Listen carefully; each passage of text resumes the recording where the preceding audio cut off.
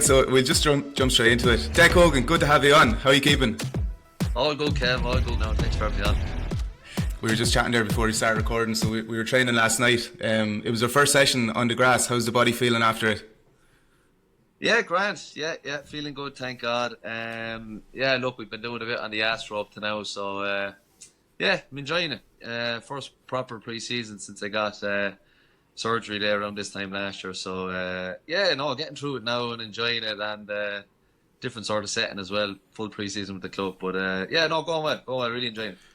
It's your first pre-season in a while then, is it? Definitely at club level, like you probably haven't done one with us in about 10 years, 10 plus. Geez, I'd say 10 plus years with the club anyway. Yeah, just when you're involved with the county, obviously you tend to do all the pre-season in with them. And yeah, I suppose over and back with injuries over the last couple of years as well, I probably had to tailor me pre-seasons a bit, especially over the last 5 or 6 years or so. But yeah, definitely nice to be attacking a full pre-season, and yeah, must say looking forward to a full league campaign out with the club. And leading into a championship campaign then after that. Haven't played a whole pile of league games with the club either over the last number of years. Give or take maybe a couple of semi-finals and finals here and there. Thankfully we were able to get there. But yeah, no, just really looking forward to attacking the league campaign now. So for people who don't know, Dec is a former Offaly football captain and been joint captain with Tullamore as well for the last few years, and we would have played together the whole way up through underage and senior level with Tullamore.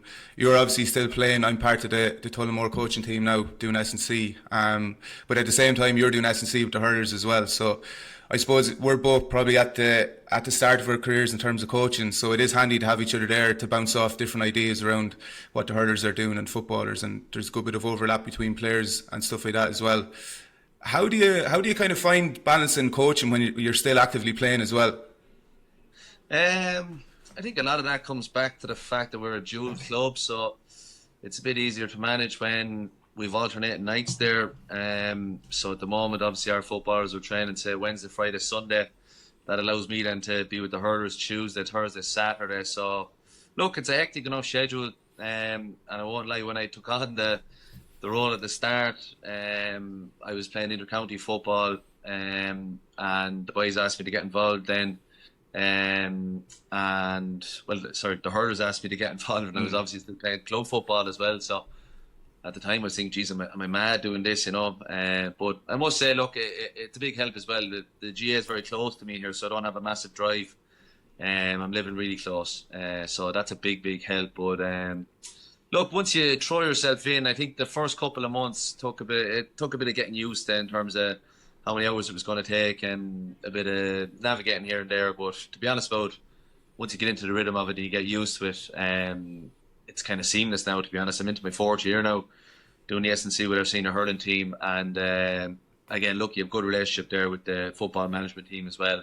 And look, we've a lot of duals. It's a dual club, so we've a lot of overlap there. And to be honest, working with yourself as well, Kev, it's a big plus because we'd be very much on the same page as well. There's no pulling and dragging lads here and there. It's very much, I suppose we're part of two separate teams. We're very much the one team really in terms of management. So it works very well that way. And no, that's kind of what you need really when you're managing a dual club at senior level.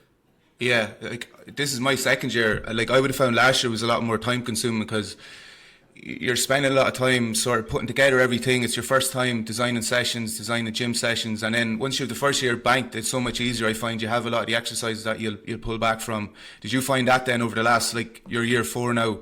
Does it get easier with time? You have a kind of a better understanding because there's so much to it as well. You know, if you're working with lads at county level, you kind of have access to them the whole time. Where at club level, there's lads going between dual. Lads probably aren't, you know, spending the same amount of time training, or they're missing sessions here and there. Like, so it takes a bit of getting used to, doesn't it, at club level, actually understanding what's involved at S&C.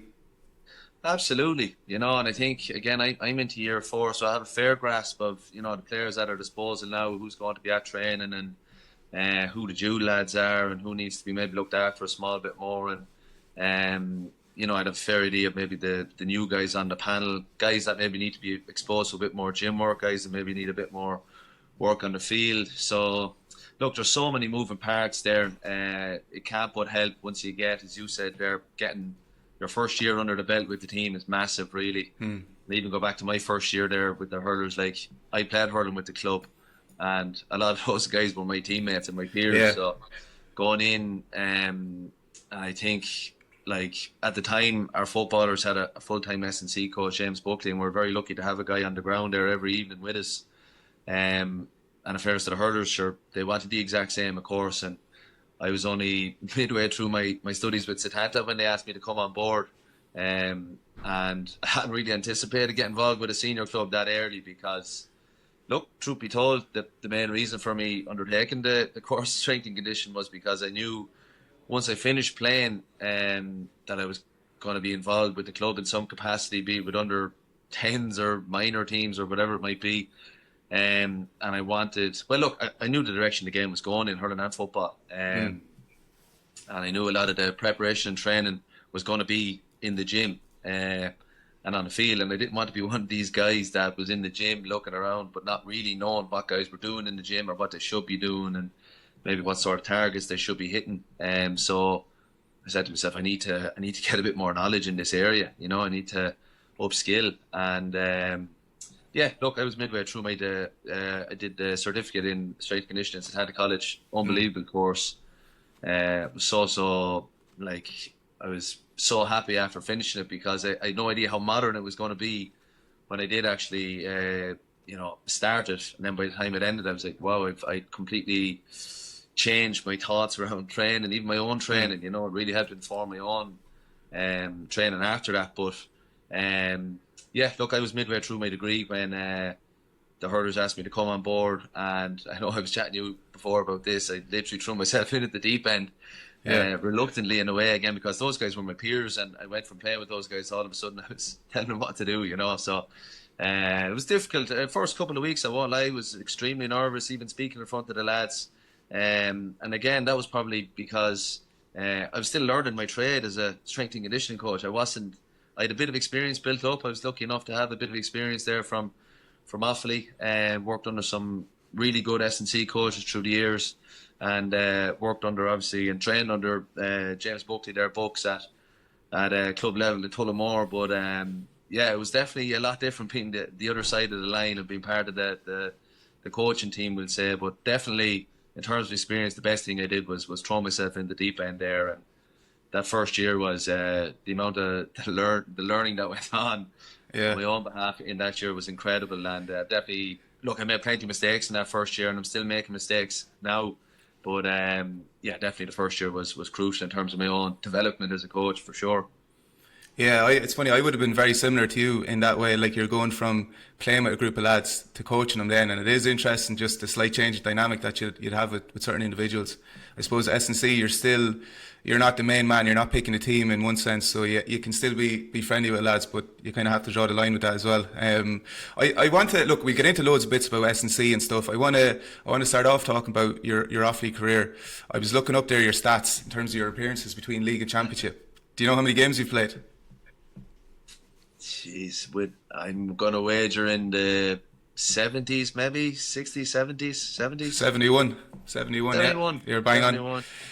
Yeah. So debut in 2015, and then I think you're probably in America the following summer, and then it was really, you were there from 2017 up to 2024 then. Is that how it worked for you? No, I actually would have. I was in America in 2013, so I made my debut with Offaly in the league in 2015, and I actually played championship then until 2017. So yeah, fair to say, I served an apprenticeship anyway, a good solid apprenticeship there. To be honest about it, I look back now on my first 2-3 years with Offaly, and like, it was huge for my own development as a player, mentally and physically. But looking back now, how I was approaching training back then versus how I'd approach training now, sure, it's a different world, you know. And even thinking just strictly in terms of S&C back then, that would have been 2015 would have been my first year of doing any real S&C, and I would have been 23 at the time, you know.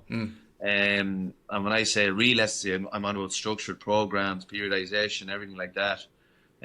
So Dave Hare would have been my first S&C coach, really. And look, I was lucky enough in that I probably adapted to it quite well. You know, I really enjoyed the S&C side of things. And I know there's a lot of guys that probably hate the S&C side of things. I was very much on the opposite side. I really liked it, but I understood very quickly that it had a place. It's one element of, whether it's Gaelic football or hurling or soccer or rugby, whatever it is you're playing. It's one element of the sport. I definitely didn't let it take over my whole training regime anyway. I was able to fit it into a proper training balance, we'll say, and I would have been probably, I'd say, more towards me mid-20s to late 20s. I would have focused on my S&C, but definitely a lot more skill work, individual sort of skill work myself. Would have spent a lot of time up in Dr. Kelly's field there. It's only up beside the house here. Up on my own, just kicking ball after ball. I think just before COVID hit, I bought myself a bag of 12 O'Neill's footballs, and there was probably a couple of lads thinking, sure, what would you be kicking points for?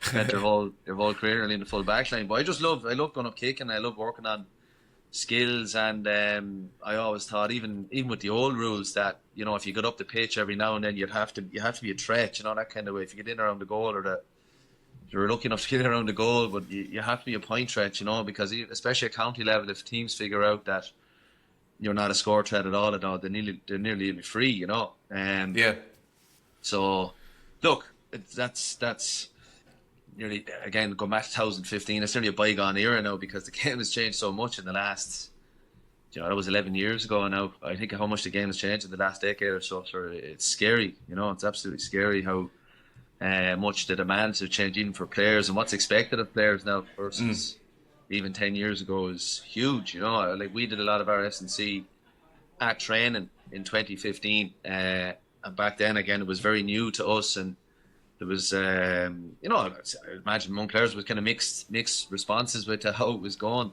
and whether it was needed or not. But of course, now it's just part and parcel of a setup. An inter-county team just has an S&C coach. A lot of teams probably have S&C teams now. So that's just the change in nature of the game, and that's where the game is at now. Yeah, because we would have came through at an interesting time. As you said, gym work wasn't really a part of our underage teams. Now you look at some minors, say, and they could have 4 or 5 years S&C work behind them. But like when we were coming through, we were probably, say, on the inter-county scene, you would have seen the likes of the Armaghs and the Tyrones, and they were probably the first county teams to really go after that. And it was more about being big and being strong.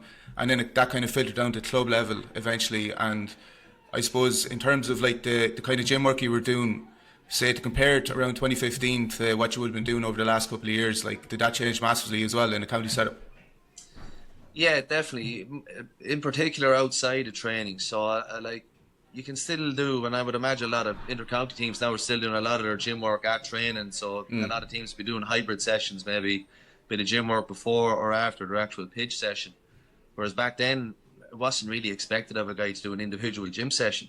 Whereas now, that's just, bog standard. You'd have to be getting your gym sessions in, whether it's upper body or lower body, or maybe a full body session. That would be just expected of players now outside of training. So, look, the reality is, for an inter-county player nowadays, you're talking at least 3 field sessions and 2 gym sessions a week. That's just standard. That's before you even go into recovery work or anything else. So, that's just one specific example, I suppose, of how the expectations on players have completely changed. So that wasn't expected of you 10 years ago. It wasn't expected of you. If you did your three field sessions and a bit of gym work, that was probably, in our culture anyway, back then in Offaly, that was deemed, that was acceptable.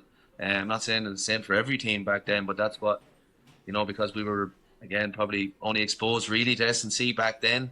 It wasn't, thrown at you, here's 4 or 5 sessions a week now that you have to get done. It was kind of, we were only starting off, I suppose, for want of a better term. Yeah. Whereas now, lads, if they weren't given extra gym sessions to do outside the training, your inter-county player now would be asking, what's going on here? And rightly so. That's just the expectation that's there. Yeah, definitely. I just want to bring it back. We were chatting sort of about this, about how we were going to approach it at the weekend there, but something that I mentioned to you was when Niall Stack took over as Tullamore manager a few years ago, 2020, and I suppose COVID hit pretty early on into that. So at the time, we had a lot of lads who were kind of late 20s, early 30s, and then there was a younger group of players coming through, sort of teenagers coming off the underage setup, and we probably didn't even realise at the time how good they were, but Stiggy was trying to blend the kind of two groups together obviously we couldn't train collectively during COVID, so we used to do a weekly Zoom session where an individual player would just chat about their career and chat about themselves, I suppose, just for guys to get to know each other. And your one always stuck with me. You were talking about being on the Offaly panel for the first few years and not quite making that breakthrough to county level, and you sort of came to a realisation after a few years about maybe the level of training, the level of work that you needed to put into your body, into your skills to actually make that jump, and fast forward a few years, you're captain of the county team. So can you just talk about that a bit? Because I thought that was really interesting at the time. It's something, as I said, that always stuck with me, but what was the change that kind of came about, and how did that change how you trained then yourself?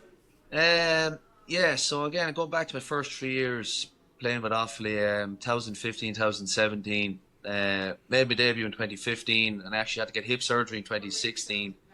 And was back on the panel again in 2017. Probably lucky enough to be on the panel. I wasn't pulling up any trees or anything, playing with the club. I was doing all right, but I was on the panel with Offaly anyway, and that was massive for my development. And I look back now, I'm very grateful for that time, to be honest. And yeah, look, I came in as a sub in we played Westmeath in the championship in 2017. I came in as a sub for about 2 minutes, and I actually remember it was like a weight off the shoulders that I finally made my championship debut. But thinking back now, sure, it was kind of, I made my debut, but who cares really? Like, it's a game at the end of the day.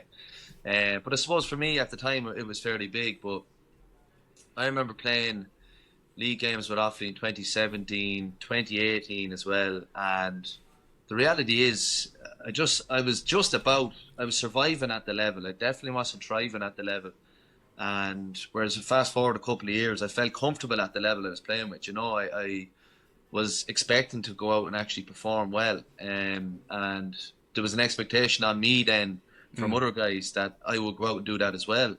Whereas again, in my early years, I don't think, lads were expecting a whole pile of me, and probably that was due to what I was bringing to the table. But yeah, I definitely struggled with, I would say, my work-life balance, definitely, and sport within that from 2015 to 2017. I definitely wouldn't consider myself a full-time footballer anyway. I was more part-time. I was in college. I was studying. I was enjoying myself off the field. I was enjoying the college life a bit too much. I was trying to juggle inter-county football with that. And the reality is, I remember playing, we played Division 3 League, and we played Longford one day in Pierce Park there in Longford could have been even in 2015, and there was lads just blasting by me. That was one of my first games with Offaly. I was thinking to myself, geez, this is a high level of football, but yeah, it probably took me a bit too long to realise that the guys on top of Mickey Quinn and guys like this, they were full-time footballers, as far as I was concerned anyway. Just took me a bit too long to realise that, but I did, after a while, it clicked with me that if I was to get comfortable at that level, that I was going to have to more or less become close to a full-time footballer, or as close to that as I could get anyway. Look, I think what made things a lot easier, there's no point saying otherwise, when I finished college, I went straight into Hibernia College. I'm a primary school teacher now for the last 10 years. I work here in town in Sculregia, and I work close to my home house here. I live very close to Tullamore GA, and I'm not too far from the Centre of Excellence there in Kilcormac, about 20-25 minutes. So having all of those things close to me definitely helped my career. I had no long commutes around to training. I was studying in Hibernia at the time. I was doing my Masters in primary education, but I did that from home, so I was living at home, and I spent a lot of time doing the things that I needed to do to get to the level that I needed to get to be comfortable at inter-county level. And that massively helped my club form then as well, because just a classic situation. I just stacked a lot of really good quality sessions, weeks, months together, and it probably shone through then on the field. And once I moved home, and I would say the penny dropped with me as to the effort it actually takes to be comfortable at the level. Sure, my game completely changed. Yeah. Could you give, say, a sample week, say, when you were really kind of, I guess, when you had your training just really locked in, and when you were, say, playing county football and then doing all your own individual bits, even around recovery and stuff like that. I know you'd be a good man. Anyone who played with you will know. around your sleep as well. You'd be a great man for having a nap after work and stuff. So how did you actually go after all that? Like, give us a few kind of examples of your week. Yeah, so look, I take sleep incredibly seriously, and that's said before it became well known to everyone that sleep is important. But once I knew it was the number one pillar of recovery, sure, just like I would just prioritize that completely. That's my number one recovery tool, and yeah, again, like I get up in the morning, I try to get my sunlight in the morning to kick off the circadian rhythm. I try and eat fairly well. I'd eat like an adult, as they say, and get my exercise. I know a couple of the boys up in the club would think I'm mad, but I'd have the blue light blocking glasses on there before I go to sleep. Because look, like a lot of people, I do a bit of scrolling there, whether I'm on the couch or even watching a bit of TV. Even in bed, sometimes I might be looking up maybe a couple of videos. It could be anything. It could be even watching a couple of clips or something. Yeah. I'd have blue light blocking glasses on. I don't like having anything interfere with my sleep. Now, I would be a fairly good sleeper anyway, but I like maximising that area. I don't want to put people to sleep. Maybe they're listening to this either, but I just thought with sleep. But look, go back to what you were saying. A week for me, maybe we played a match on a Sunday. I know a lot of guys maybe might try to get and I've done it myself as well, maybe get a pizza or takeaway after a match. I actually try to eat well after a match because I'd be trying to get the inflammation down anyway as much as possible after a game. Yeah. I try as much as possible to look, a lot of the games, especially the county games, you're absolutely wound up after them. Your central nervous system is in absolute overdrive. So after a game, I probably would find it hard to sleep, but we'll say Monday after a game, on a Sunday, I'd get up, try to get the sunlight in on Monday, really good quality breakfast, into work, usual routine, and probably get some recovery of some kind, be it a sauna or a bit of a stretch. I have a gym out in the shed there myself, so I'd often be out there and doing a bit of rehab work. I've been nursing an Achilles injury for the last 5 or 6 years really, so if I've had a match, oftentimes that could be maybe screaming at me a bit on the Monday. So I do a bit of maintenance work on that, get a full body stretch in, bit of a cycle maybe on the bike in the shed. Tuesday then, you're probably back training, and so again, you're fueling up accordingly for your field session. A few more carbs before that. Every day of the week then, my protein is staying the exact same level, around 180 grams a day.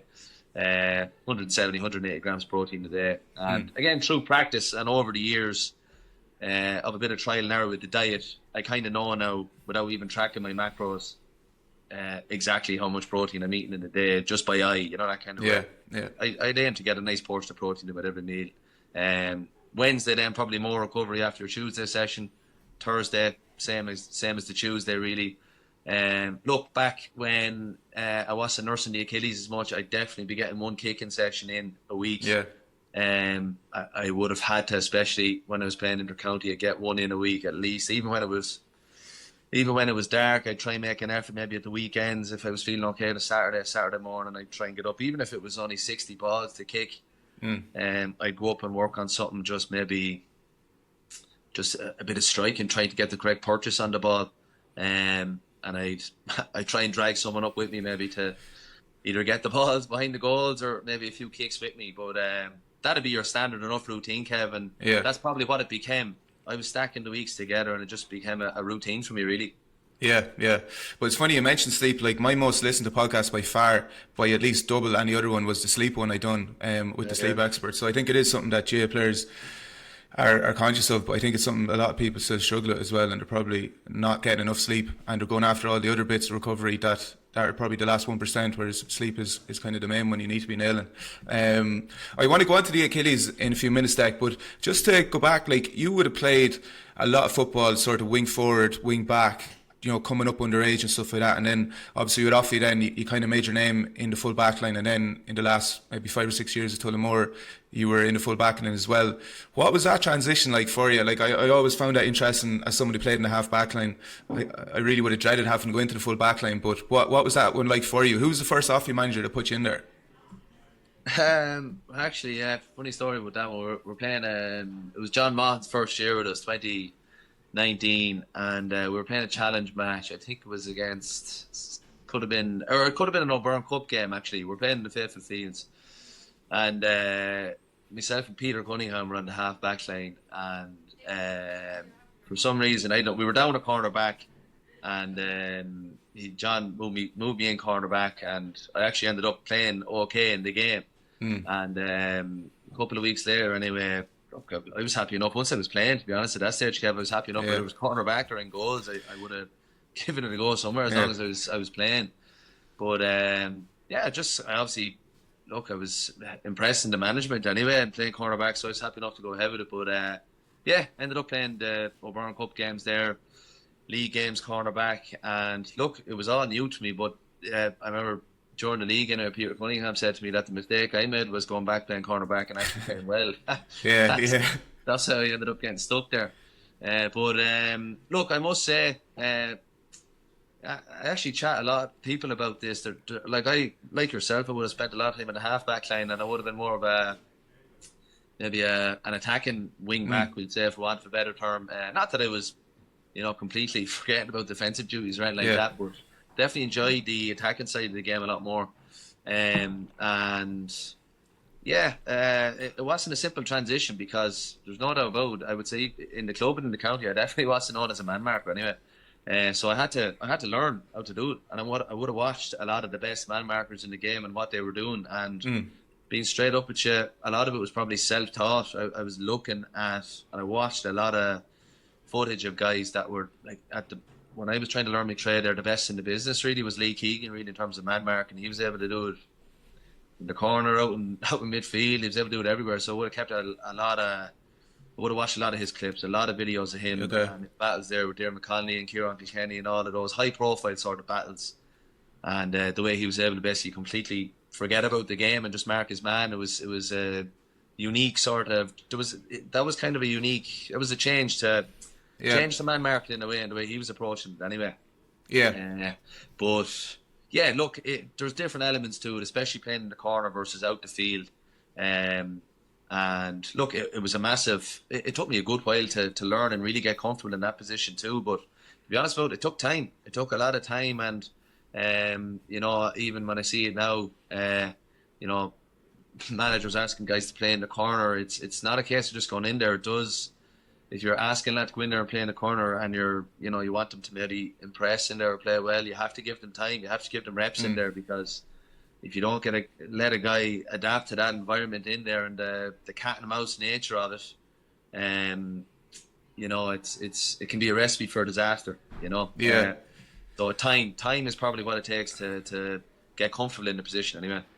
I've always wondered this: would you get a different enjoyment playing there as opposed to when you're playing out the field, you're getting on the ball, you're trying to make things happen. When you're playing the full back line, you might not touch the ball all day, but you might have had a 10 out of 10 game. Is there a different kind of enjoyment when you come off the pitch after playing in the full back line as opposed to out the field?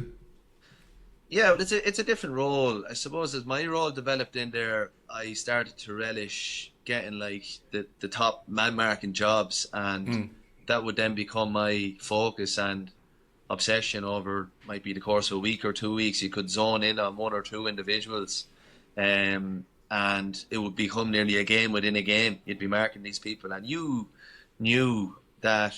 Well, I knew going out on the pitch that if I could hold so and so to a couple of scores or keep them relatively quiet and keep their influence low, if that meant that our team was given a foothold in the game, or it meant that our team could win the game, sure, isn't that what team sport is, so I really enjoy getting a role like that and trying to do it for the team, because look, a lot of guys would see it as maybe a thankless sort of role, but I won't see it in that sort of fashion at all. I actually think it's one of the biggest honours you can nearly get in the team is man marking one of the opposition's main threats and trying to keep them quiet, because when the management is giving you that sort of role, sure, it obviously means they have massive faith in you to carry it out. So look, going back into the full back line was probably the best thing to happen in my career, to be honest with you. And I would have been reluctant to go back in there. There's no point saying otherwise, but definitely I would say the best thing that's happened in my career today, probably. Yeah, and like I say, people find this interesting now, so can you, say, I'll bring you back to, you're playing with Offaly, you're marking the key man in the opposition, you don't have to, go into any individuals, but give us an example. What kind of work would you do? Say you have 2 weeks to build into a championship match, you're marking a main man on an opposition. What would that look like for you?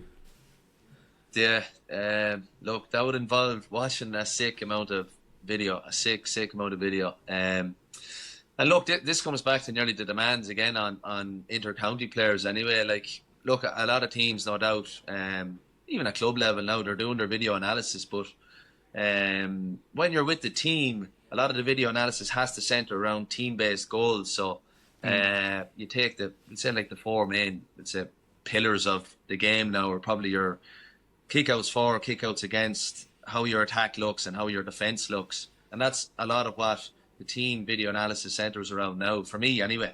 And that's natural because you only get a certain amount of hours as a team together during the week. So very seldom would it dive into maybe 4 or 5 opposition key players, their strengths and weaknesses. And sometimes it can go that way.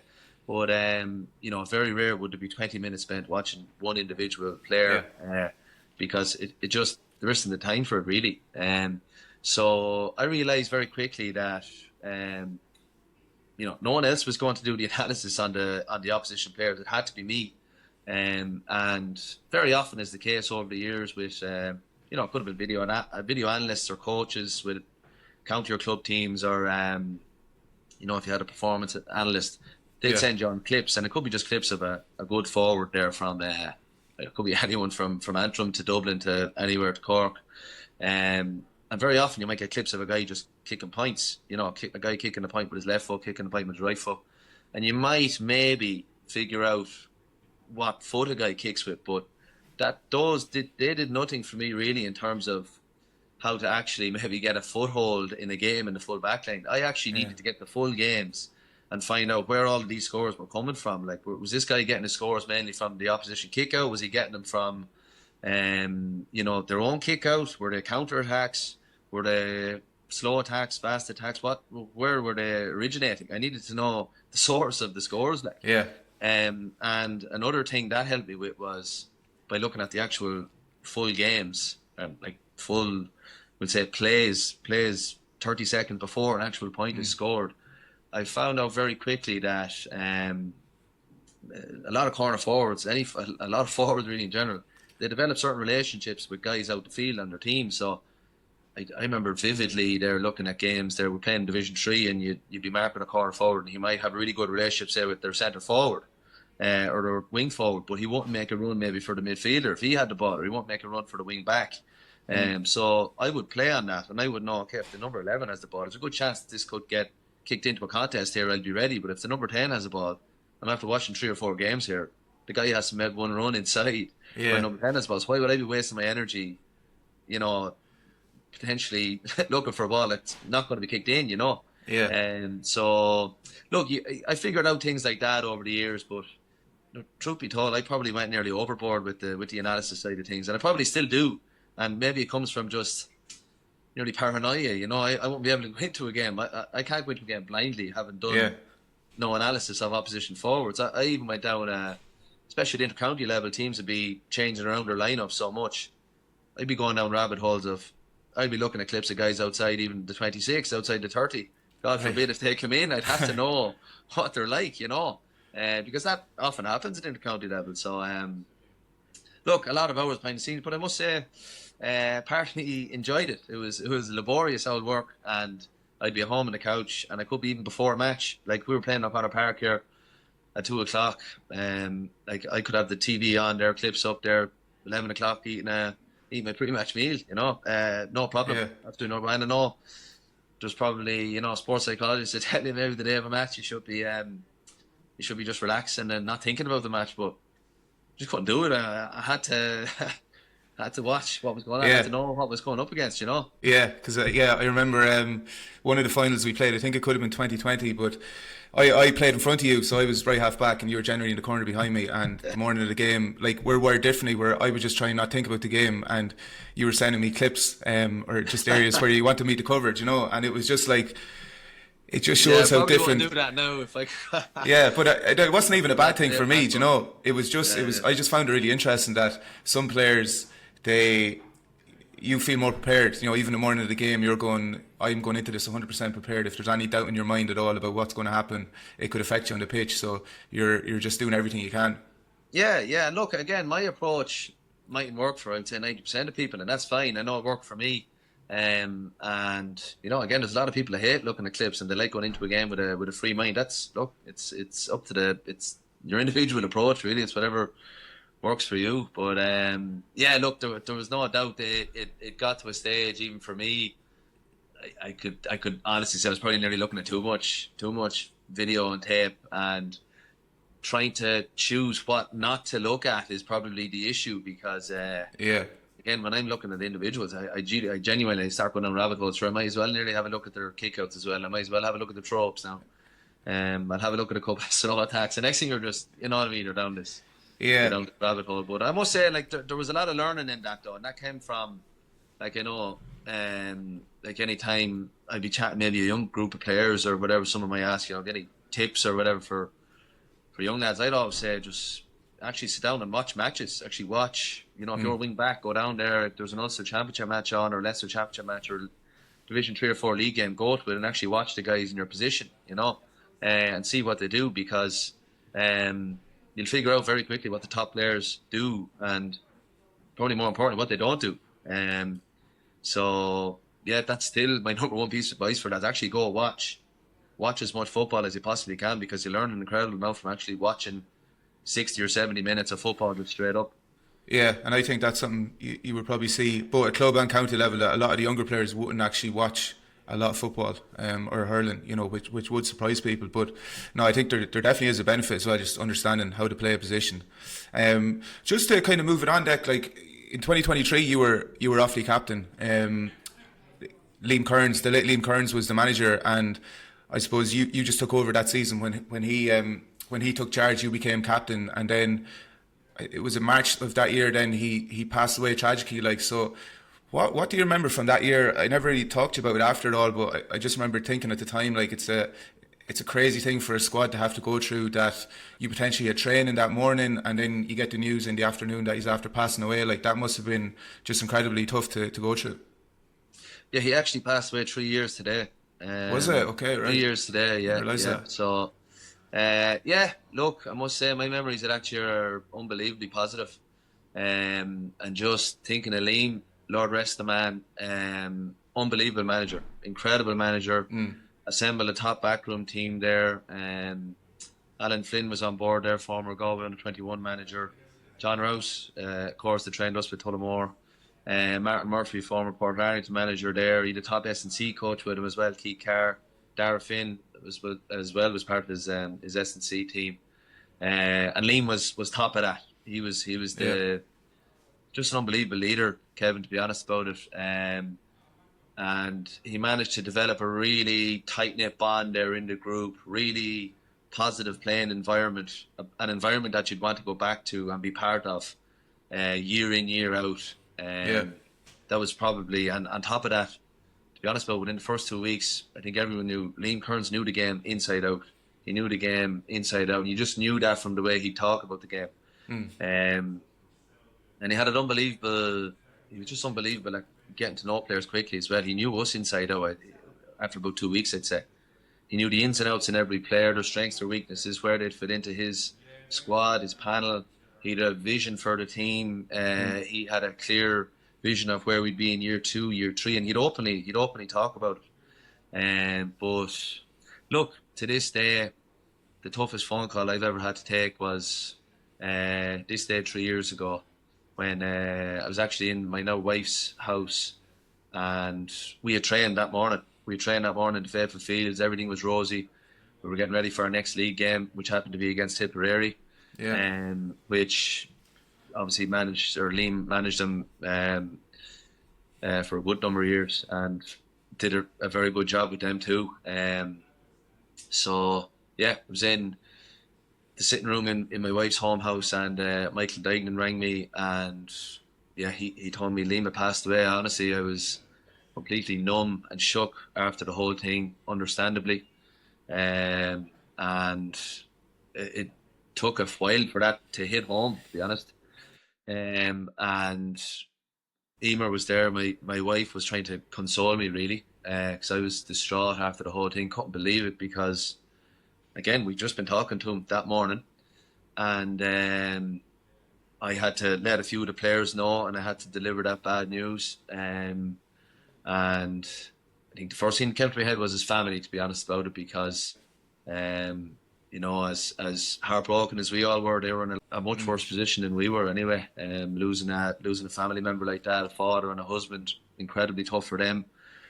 And yeah, just really, really, really tough day. And yeah, as captain of the team, I found it tough going, because I won't lie, I was look, I just found myself under pressure. I wanted to make sure I was doing everything correctly. Yeah.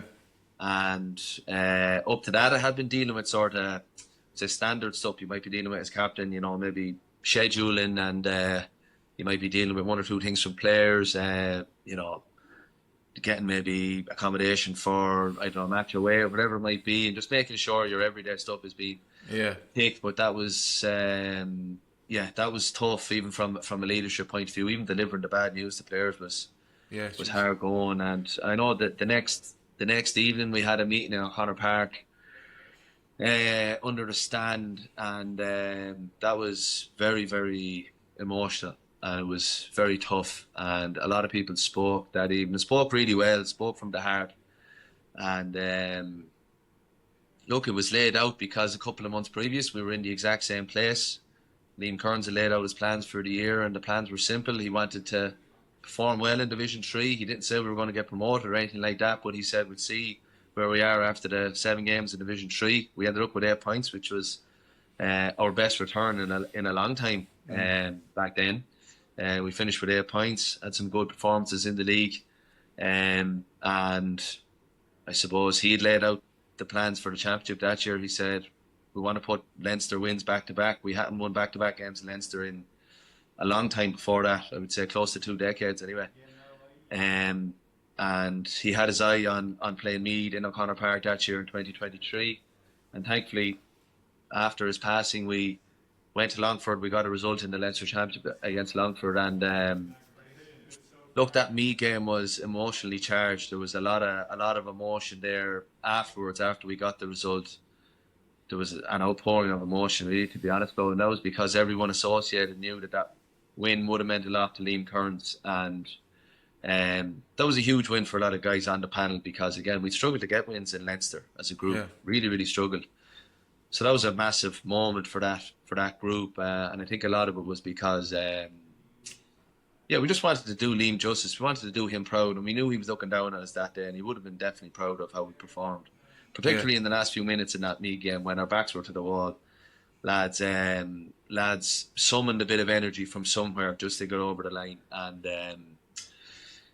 look, it was tragic, really, Kev, to be honest about it, because he was a great man, a great leader, and he was a real players man, a real players man.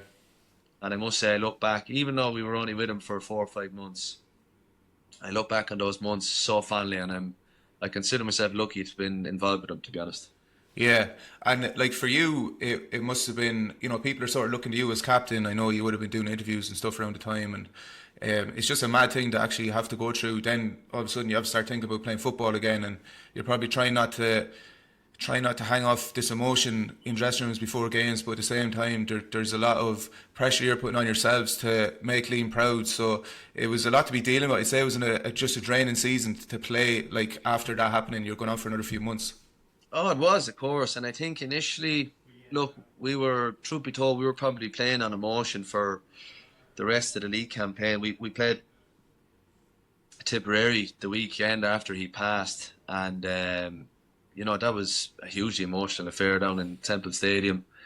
I remember Conor Sweeney spoke afterwards about Liam, and, he spoke so well. And just the respect everyone had for him was unbelievable. He was just held in such high regard. And look, I think it's fair to say we were fueled on emotion for a lot of the remainder of that campaign. And look, unfortunately, our Tailteann Cup campaign didn't go to plan that year at all. We didn't perform well, but I've no doubt in my mind a lot of that was because of the just emotional drain that was there as a result of his passing. Because when you're playing in these intercounty bubbles now, everyone gets to know each other so well.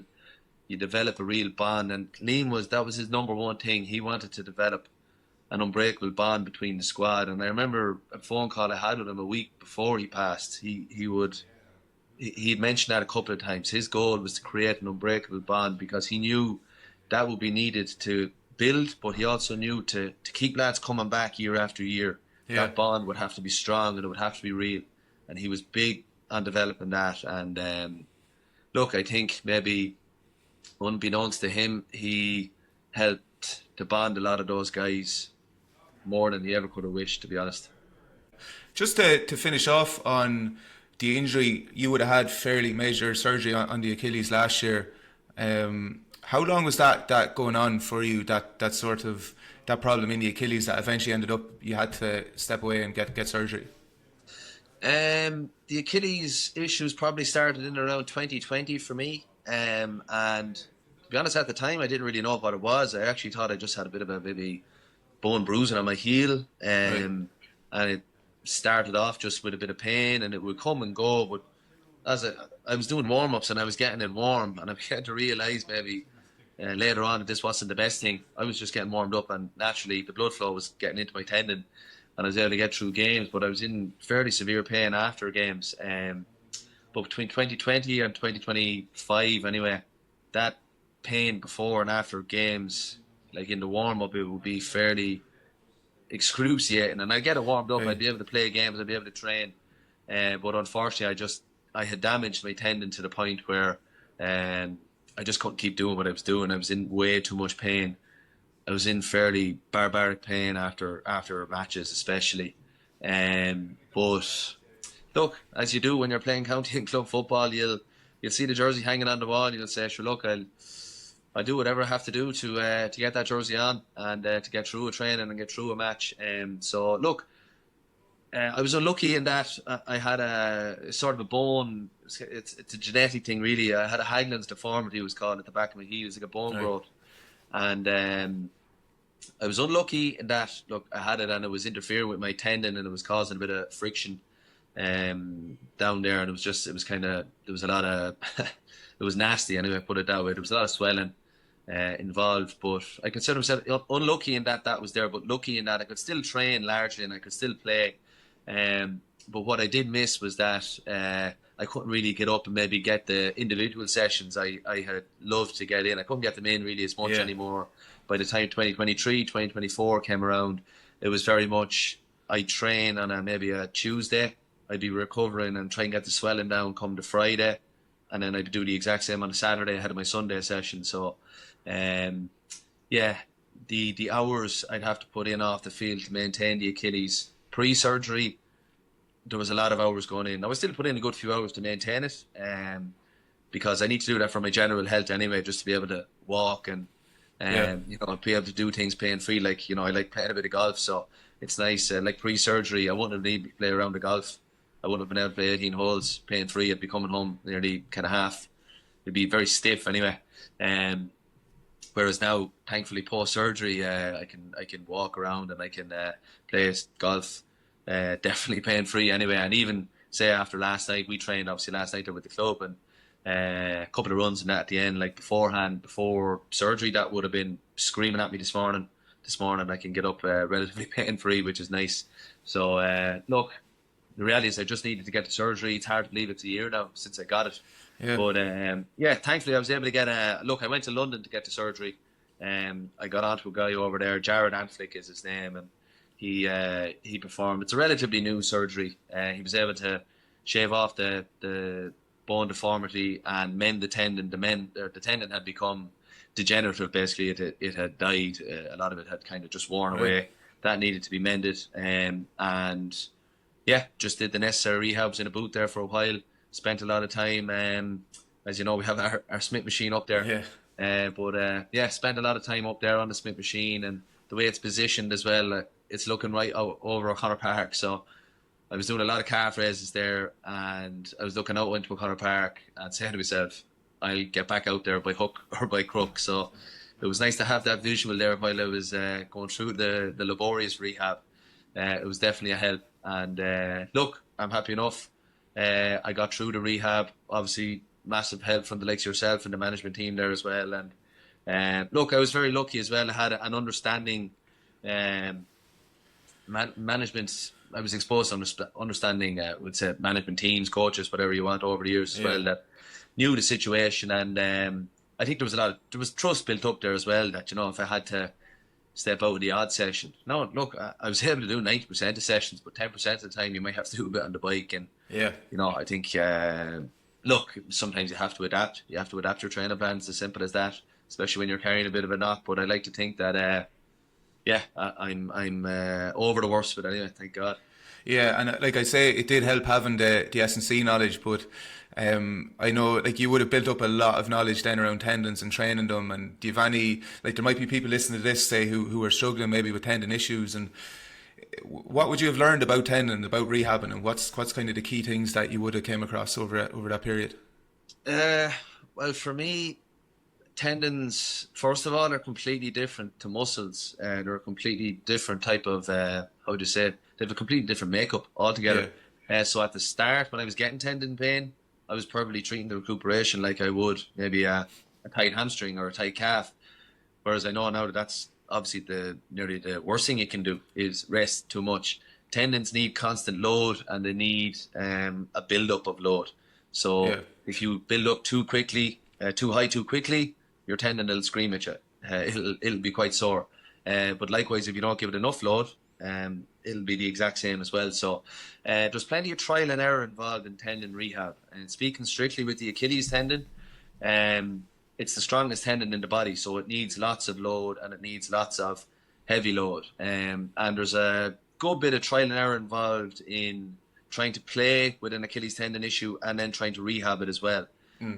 So for me, I could still play, but I also had to match that with, look, I do a lot of heavy, slow resistance. So I'd have one day alone. So Monday would be my day for heavy, slow resistance. I'd make sure I'd get to the gym and do heavy eccentric lifts. So I had insertional Achilles tendinopathy, so I wouldn't really go below, wouldn't have my heel below level. Whereas if you had more mid portion, you can dip the heel slightly below level. So it would, look, without getting too technical about it, you'd be up on 2 feet, you'd be down on one for 3 seconds, and they'd be your heavy, slow eccentrics. But I do a lot of iso holds as well. I find the easiest way to load them would be a Smith machine, and I'm very grateful we have one there in Tullamore GA, because I'm not sure how I'd actually operate and do my Achilles rehab correctly without one, to be honest, because even when it comes to the heavy isometric holds, I do them before training, we'd say on a Wednesday, so I'd have to do them on a Wednesday just to get them in and get the load in. During the week, I do maybe 4 to 5 sets of, it would be very, very heavy. Well, could be anywhere from 120 to 130 kg single leg hold. And I won't be up on my feet or anything like that. It would be a slight lift, maybe like 1 inch off the floor, just to get nice strain into the calf and good strain into the Achilles. And you get what's called, and it's not the holy grail either, you get what they're calling this analgesic effect. So it's basically you get a bit of pain relief off it. But the key really is, for me anyway, what's worked for me is the heavy, slow resistance, consistency. So you don't really get the gains from your tendon rehab until it could be maybe like anywhere between 8 and 12 weeks. And a lot of people will stop when they think, geez, I'm after doing the rehab now for 8 weeks, 10 weeks. I'm not getting it now, but sure, it's not working, I'll stop. That's exactly obviously what you don't do. You keep going. You keep going, and eventually, if you're doing them correctly, you will definitely get relief. Like even last night, I've noticed going out, even on the pitch, doing the drills from the rehab I've been doing, and definitely getting a lot more relief than I would have been even say when we were playing in August or September last year. I'm in a completely different place strength-wise in terms of my Achilles tendon. And say you mentioned ISOs then, what sort of ISOs would you be doing for? So again, look, I would have post-surgery, I would have been doing a lot more just to get a bit of load into my calf and into my Achilles. I would have been in full plantar flexion on the Smith machine, and would have been single leg, lightish enough sort of weight, but I would have been very much focused on thrown into many of these terms, these inputs. So basically reps, consistency. So I try, the thing is obviously with the ISO holds, there's a quick turnaround time. Your body can recover from them a lot quicker, and that's probably why you see them, and players are seeing them a lot more in programs these days. It's because there's a quicker recovery time. So from my heavy, slow resistance work, I might have to wait 48, 72 hours for the recovery and would say the adaptations to occur. But with your iso holes, like when I was rehabbing, I might do them twice a day. I definitely do them once a day anyway. I start off with the full plantar flexion ones, lighter sort of load, and then as the rehab progressed, I get a lot more heavy load, and my heel would only be maybe lifted a slight bit off the floor to get a bit more stretch into the Achilles and into the calf as well, which obviously operates in tandem with the Achilles. So look, a lot of it as well is based around keeping a nice healthy calf as well, and I do a lot of even just a bit of trigger point release work just to make sure my calf is in good order. And look, there's you could go down this rabbit hole of tendons, and look, they are fairly volatile. Like I remember even I was going on holidays pre-surgery, and my Achilles will be on fire in the plane, and like right. I have to take a painkiller because whatever effect it was having, I'm sure there's some reason for it. Someone will be able to tell us, but it was obviously causing some sort of effect, and it was throbbing away up as I was flying. But as well, if I had a couple of drinks after a match, it would be absolutely throbbing after a couple of pints, So it would be sore enough pre-surgery, after a match, and then you throw in a couple of pints on top of it. It was like, yeah, it was.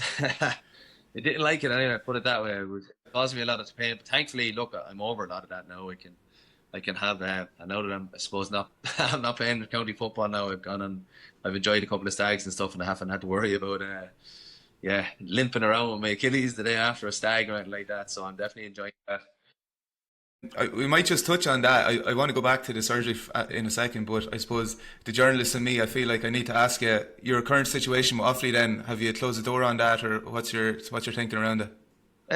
Look, I wouldn't say I fully closed the door. I think, look, I'm not naive enough to think I can go on forever either, Kev. I wasn't involved last year. I had to get surgery, obviously, on my Achilles. But look, I'd be slow to say I'm retired from intercounty football. If the door opens and there's an opportunity there, I'd find it very hard to say no, to be honest. Again, some of my best memories have been in an Offaly jersey, and I'm very grateful for my time in an Offaly jersey, and getting the opportunity to play intercounty football has been unbelievable for me. Not just in terms of my own development, but for my own personal development as a person, how it's shaped me, But to answer your question, no, I wouldn't consider myself retired. Look, at the end of the day, I see a lot of guys in their mid-30s playing intercounty football, and they're making it work. And to be honest about it, I feel quite good. But look, a lot of things probably have to happen for that door to open. But look, I wouldn't rule it out. We'd say that I wouldn't rule it out. Yeah, no, that's fair enough. Just the last one, like I'm interested in the kind of post-surgery recovery. What would you have gone after, say, in the initial weeks and months after surgery? Maybe not the rehab, but around the side of, say, supplements, just sleep, that kind of thing. What did you really go after in terms of getting yourself back? Well, I knew initially that nutrition was going to be huge in terms of getting inflammation down. And I'm not a nutritionist, so I actually got onto a nutritionist I know there, Colin Kenny, and he set me up with a very good nutrition plan there around pre-surgery, post-surgery. And it's amazing when you get chatting to these people and they sit you down one-to-one. You're always learning things along the way. Like the day before the surgery, he was saying it's paramount to carb load, because obviously right. your body goes into overdrive, nearly goes into recovery mode, and it starts burning calories at a quicker rate, because I suppose when you think about it, it makes sense. Your body goes straight into fight or flight mode, and it's trying to recover that damaged area. So even that I thought was great information. So I was over in England, went to a restaurant the night before, and I was absolutely devouring as much pasta and stuff as I could get into me. So that sort of information was vital. And I got surgery over there, and I had my wife on the scene there, and she was given a strict shopping list as to what to get, anti-inflammatory food. So there was plenty of fruit, plenty of veg, stuff like I would supplement daily anyway with fish oils and a multivitamin, 5 grams of creatine every single day. I I'd have whey protein there. I'd have overnight oats, and I'd have whey protein with them there every morning as well.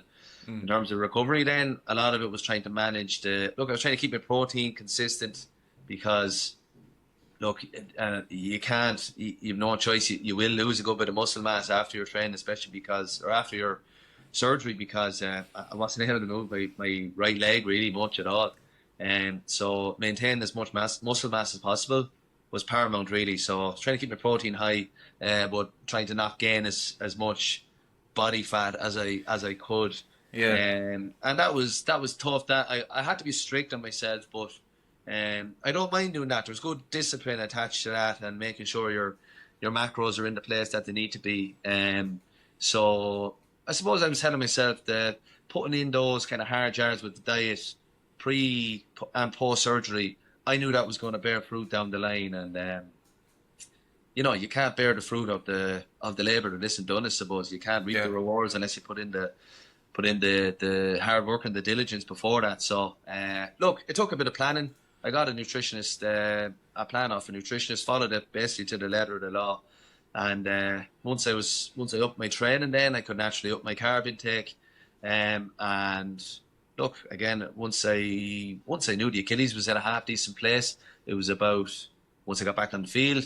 Again, if it became inflamed, or if I got maybe a spike in the, how would you say? Yeah, if it was a flare up, I'd know, okay, I probably need to up the anti-inflammatories here and there, need to alter my load a small bit. And look, like a lot of players post surgery, that time comes as well where you have to push the boat out, and you have to go through that part of your training where I need to see what I can tolerate here and what I can't tolerate.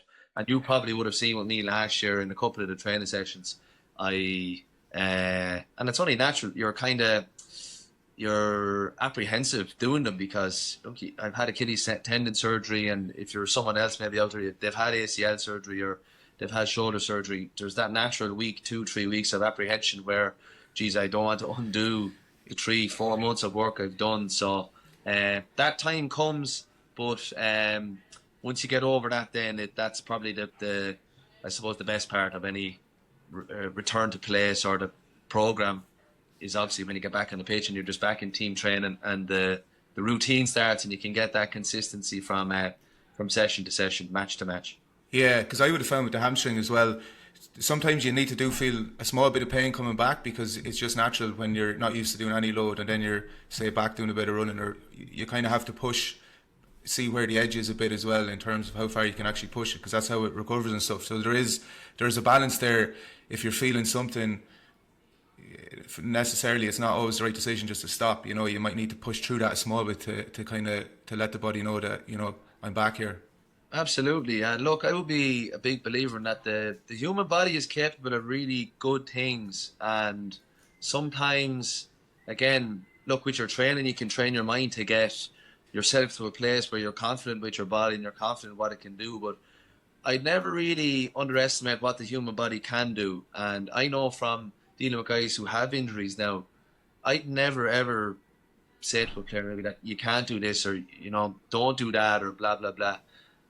Within reason, as long as the guy isn't completely harming himself altogether, I would be very much of the opinion, if you get a decent structure in place and you mind yourself, you can get your body to do really, really good things, whether you're 25 or 35 or 39. You can get yourself to a place where you can contribute meaningfully to, whether it's a junior A team, whether it's a senior A team, or whether it's an inter-county team. You can get yourself to do really good things, and you can really benefit. You can still make meaningful contributions to whatever team you're involved with. Yeah, 100%. Yeah, we've gone over the hour mark there, Dex. So I know you've to run. You're coaching the hurlers tonight. So and just before we finish up, I know you're after setting up a coaching page on Instagram.